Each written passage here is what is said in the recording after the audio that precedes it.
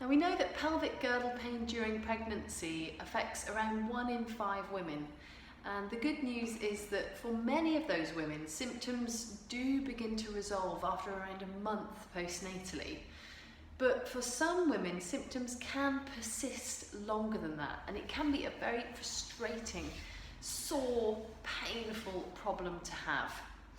Now, what do we mean by pelvic girdle pain? Well, pelvic girdle pain is actually defined as any pain around this region, but normally is experienced either at the front around the pubic symphysis area, this little knobbly bone here, and can spread out down the groin, or in the sacroiliac joints of your lower spine, spreading into the buttocks or down the back of the legs.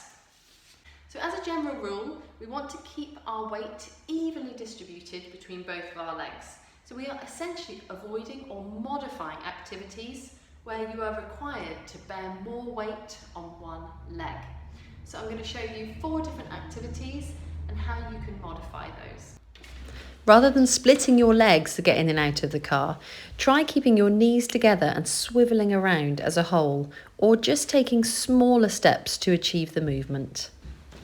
When you're getting dressed, rather than hopping up and down or balancing on one leg, sit down for putting on your socks and your trousers.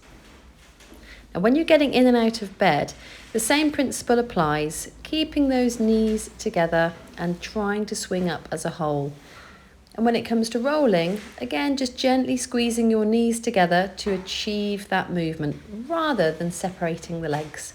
It may help to squeeze a pillow between your knees, and again, trying to move your hips and knees around as a whole. When you're pushing up to sitting, the same thing applies. Take stairs one at a time if possible. And when going up, lead with your better leg, so your leg that is giving you less discomfort. Alternatively, coming down, it's sometimes easier to put your more sore leg first. If you've got any questions at all, please contact us. We are ready to help you.